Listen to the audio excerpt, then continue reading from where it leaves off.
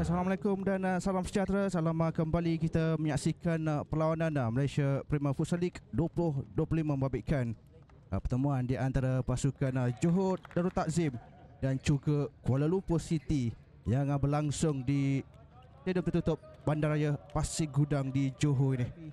Saat Sani dan juga Kayo Seza. Dan seperti itu untuk pasukan Kuala Lumpur City, mereka letakkan di gol.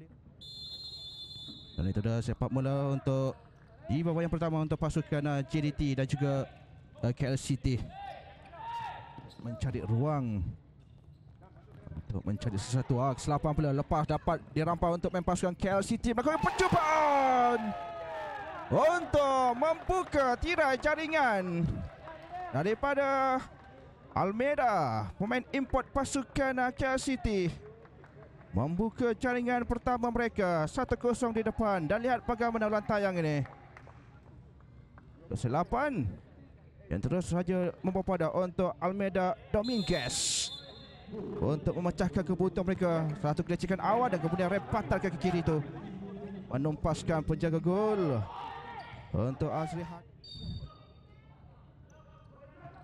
Yang baik saja, satu setup di situ dapat diselamatkan, namun ada serangan balas untuk Awaluddin. Matnawi letakkan jaringan penyamaan.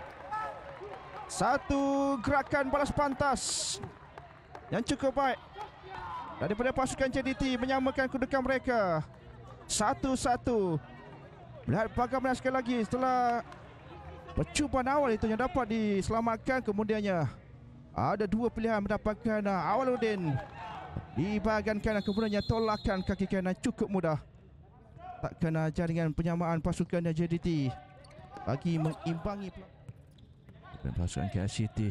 Bruno untuk Daniel di ruang yang cukup sempit untuk pasukan JDT di depan. 2-1.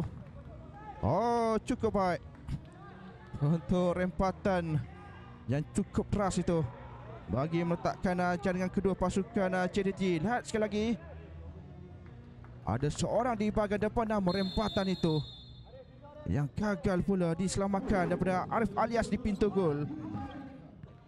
Agak kompak juga di bahagian bawah. Oh, cantik untuk Daniel Daen mengambil kesempatan itu. Takkan jaringan ketiga pasukan JDT di depan. Baik, satu lagi gol untuk Daniel Daen pula. Dah sepakan ke dalam ini yang pantas saja diambil untuk Daniel Daen. Dan melihat bagaimana di ruang yang cukup sempit, kemudian rempatan susulan itu. Tak kena jaringan ketiga. Daniel untuk Radwil Ahmad. Baik, 1-2 peluang untuk Radwil. Awaluddin ada peluang sini dan tolakan mudah daripada Radwil Ahmad mencari jaringan keempat JDT. Setelah Awaluddin melihat kedudukan Radwil Ahmad yang lebih terbuka, tapi kita lihat bagaimana permulaan ini cukup baik untuk Radwil dan juga Kayo. Dan di situ Awaluddin juga melihat bagaimana Radwil yang mempunyai peluang yang terbuka untuk meletakkan jaringan keempat.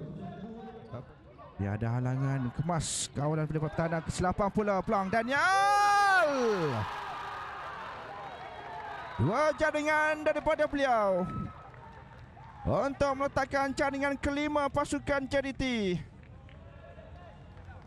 Nampaknya JDT kembali mengganas untuk gol tambahan mereka. Lihat sekali lagi bagaimana selapan daripada Dinesh Kumar, kemudiannya rempatan kaki kiri itu yang meletakkan jaringan Alif.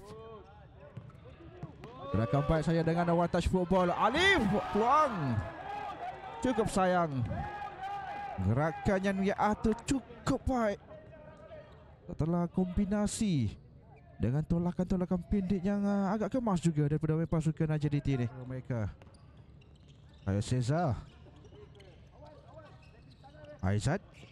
Oh, baik kawalan itu untuk Bruno dan juga Aizat. Daniel Awaluddin, cantik untuk jaringan ketiga pribadi daripada jaringan Aizat Daniel. 6-1 daripada main pasukan JDT. Dan kita melihat sekali lagi bagaimana gerakan yang cukup tersusun, yang diatur baik saja daripada bawah telah Bruno dan juga Aizat Daniel.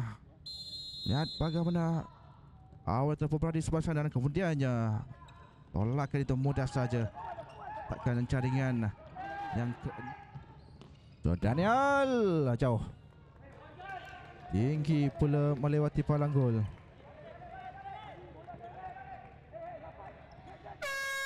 Dan itu dah whistle penamat yang telah pun ditiupkan daripada pengadil perlawanan.